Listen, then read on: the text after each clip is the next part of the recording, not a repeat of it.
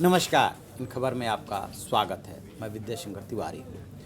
Delhi high court में जो निर्भया के दोषी है उनके डेथ वारंट और फांसी को रोकने के लिए जो याचिका डाली गई है उस पर बहुत ही महत्वपूर्ण बहस हुई और हाई कोर्ट ने एक कमेंट किया कि ऐसा लगता है जैसे दोषी जो हैं और उनके वकील अब वो मामले को लंबा खींच रहे हैं और दुरुपयोग कर रहे हैं, जो भी सिस्टम है उसका दुरुपयोग कर रहे हैं।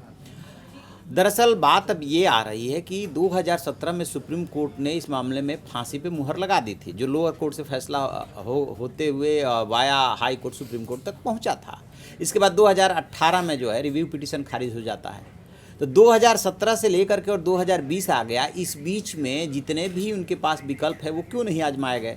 मसलन रिव्यू पिटीशन, मसलन क्यूरेटिव पिटीशन, मसलन मर्सी पिटीशन वगैरह वगैरह जो भी है।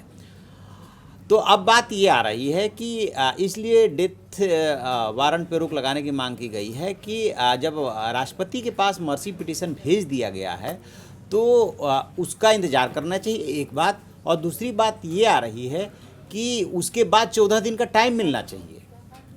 अब स्वाभाविक सी बात है कि 4 दोषी हैं, चारों की तरफ से अलग अलग क्यूरेटिव पिटीशन दाखिल की जा रही है, अलग अलग मर्सी पिटीशन दाखिल की जा रही है और उसके बाद फिर 14 दिन का टाइम दिया जाए तो ये तो अभी और लंबा खींचने वाला है। इसी को लेकर के हाई कोर्ट को जो झुंझलाहट हुई तो उन्होंने ये बात कही कि ये सिस्टम का दुरुपयोग किया जा रहा है। और एक बात और आ रही है कि इसमें जो है कैसे टाइम लिया जा रहा है। एक सुप्रीम कोर्ट के फैसले का हवाला दिया गया है और उसमें ये कहा गया है कि जो एस चौहान का मसला था उसमें ये कहा गया था कि जब भी मर्सी पिटीशन पे फैसला हो उसके बाद 14 दिन का टाइम मिलेगा। हालांकि इसमें ये भी कहा गया कि नहीं, हर मामले में ये लागू नहीं होता, 14 दिन के बजाय 7 दिन भी हो सकता है। बहरहाल दिल्ली सरकार की तरफ से जो वकील पेश हुए राहुल मेहरा, उन्होंने कहा कि दया याचिका इनकी मिल गई है, दिल्ली गवर्नमेंट के पास पहुंच गई है और एलजी से कंसल्ट करके तत्काल उसमें अपनी रिकमेंडेशन दी जा रही है। लेकिन साथ में उन्होंने ये भी कहा कि ऐसे नहीं होता है, जो मर्सी पिटीशन है, जो नियम कानून है उसके मुताबिक उसमें 14 दिन देने का प्रोविज़न है। यानी कहीं ना कहीं वकीलों में इस बात को लेकर के डिफरेंसेज है कि कितना टाइम मिलना चाहिए और कितना नहीं मिलना चाहिए। तो हम आपको एक बात बता दें कि जब सुप्रीम कोर्ट से फैसला होता है किसी क्रिमिनल मामले में जिसमें फांसी की सजा हो, उसके बाद से रिव्यू पिटीशन और क्यूरेटिव पिटीशन, 2 का विकल्प इधर है और फिर राष्ट्रपति के पास मर्सी पिटीशन का विकल्प रहता है। इधर से दोनों खारिज हो जाते हैं, उसके बाद मर्सी पिटीशन। अब इसमें क्या होता है कि उसके बाद 14 दिन का टाइम मांग रहे हैं ये, ठीक है, मान लें 14 दिन 7 दिन जो भी कोर्ट जिस पर सहमत होता है टाइम दे दिया। अब ये कह रहा है कि जब मर्सी पिटीशन खारिज होगी तो फिर से उसे हाई कोर्ट और सुप्रीम कोर्ट में चैलेंज करने के लिए हमें मौका मिलना चाहिए।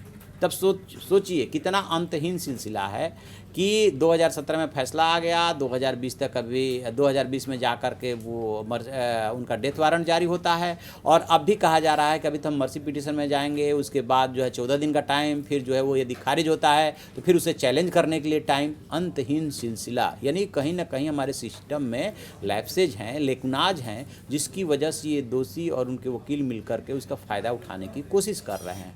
और उधर निर्भया के पेरेंट्स और जो भी लोग सहानुभूति रखते हैं इस मसले से, क्योंकि ये पूरा देश का इशू बन गया था, महिला सुरक्षा का इशू बन गया था, उनका मानना है कि तत्काल न्याय होना चाहिए। 7 साल हो गए। यही वजह है कि हैदराबाद में जब महिला डॉक्टर के साथ रेप हुआ और दोषियों का इनकाउंटर हुआ तो तमाम लोगों ने, बहुत बड़ी संख्या में लोगों ने उसका जश्न इसलिए मनाया कि तत्काल न्याय हो गया। ये बात अलग है कि तत्काल न्याय इस तरीके से रिवेंजफुल को जस्टिफाइड नहीं किया जा सकता, बट करे तो क्या करे। जुडिशियल सिस्टम में यदि इस तरीके से सिस्टम का दुरुपयोग होगा फिर तो इन दोषियों को लगता नहीं है कि 22 तारीख को फांसी की सज़ा हो पाएगी। अभी देखते हैं कि फाइनली जो है एससी क्या कहता है हाई कोर्ट, और उसके बाद पता चलेगा कि अभी और इसमें कितना टाइम लगेगा। लेकिन जिस तरीके से कदम कदम पे जो है कानूनी विकल्प आजमाए जा रहे हैं उससे लगता नहीं है कि 22 तारीख को फांसी हो पाएगी। जैसे ही कोई अपडेट मिलेगा हम आपको बताएंगे। आप देखते रहिए हमारा डिजिटल चैनल इन खबर।